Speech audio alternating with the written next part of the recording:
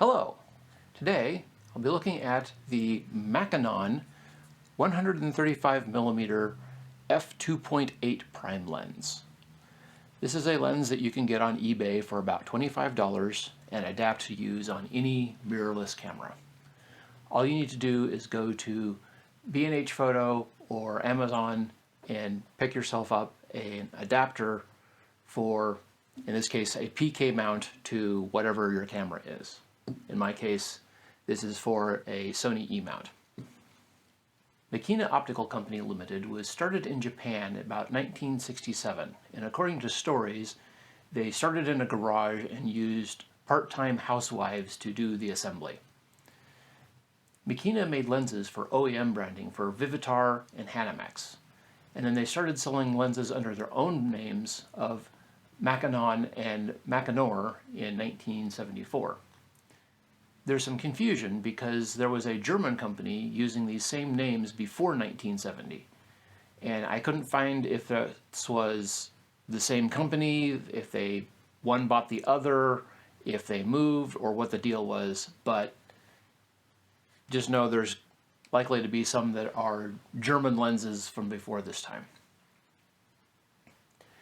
The company went out of business in the 1980s because they couldn't afford to license the patents for the autofocus technology that was becoming popular at the time.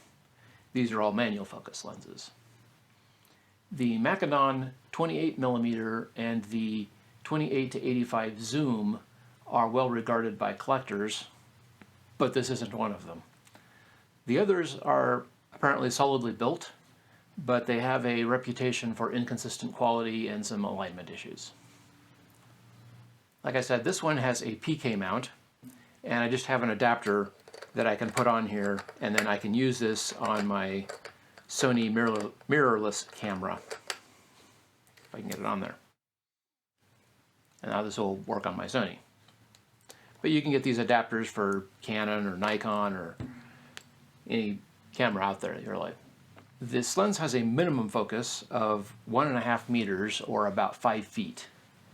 The focus ring has a nice rubber grip on it, which feels nice, and it goes for about 180 degrees for about half a turn. This lens also has a macro feature.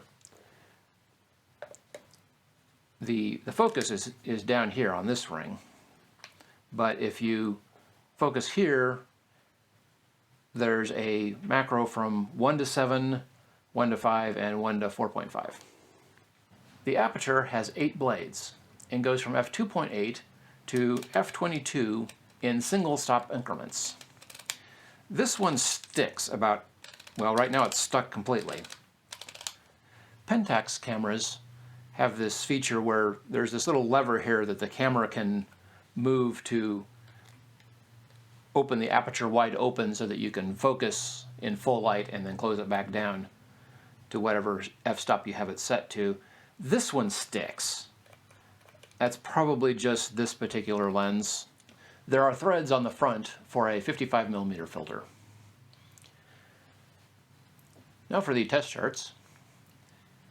At f2.8, in the center it's fairly sharp and there's no chromatic aberration. The corners, on the other hand, are not very sharp at all. At f8, we see that this is the older test chart that I used where the upper left-hand corners are upside down. The f8 shot here was taken with the original chart, and I had to redo it for the f2.8 because the original test shot that I took was out of focus. But we see at the center, it's even sharper than it was at f2.8, which you'd expect, and there's no chromatic aberration. The corners, while upside down, the focus is much better, but it has a bit of chromatic aberration now.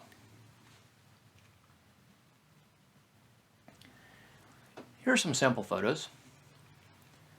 This is a brick head called the Colossus. This is in a park in a valley that doubles as flood control. There's a little stream running down the length of it, but in case of heavy rains, the whole park can flood and empties out into a larger drainage ditch further down. The head has this constant sound of running water in it. I'm not sure if this is a recording or if there's a pump inside that constantly circulates water. At f2.8, the sculpture is well focused, and the background is nicely out of focus, although you can still tell that there's a construction site across the street. At f8, both the sculpture and the construction site are in focus. These giant stone balls line the parking area of this same park. I only took this one at f2.8, and it's a good example of shallow depth of field.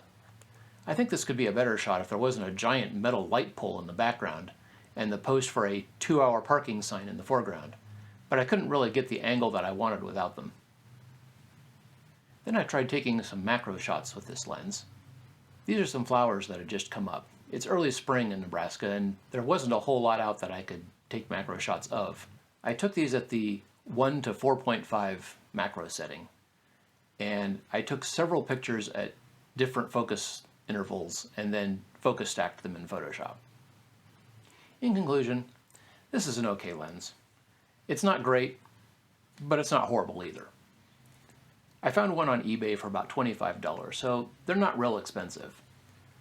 If you need a 135mm manual focus lens, this might be a good choice for you.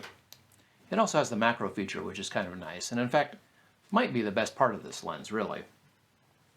So that was the Makinon 135mm f2.8 manual focus lens. If you like this video, click the like button. If you'd like to see more videos like this, hit subscribe and ring the bell icon to get notified of future videos. Thank you, and I'll see you in the next video. And then I can use this on my Sony mirrorless. This is early spring in Nebraska, and I couldn't find a whole lot to take pictures of with macro. Why does everybody in my neighborhood have loud vehicles?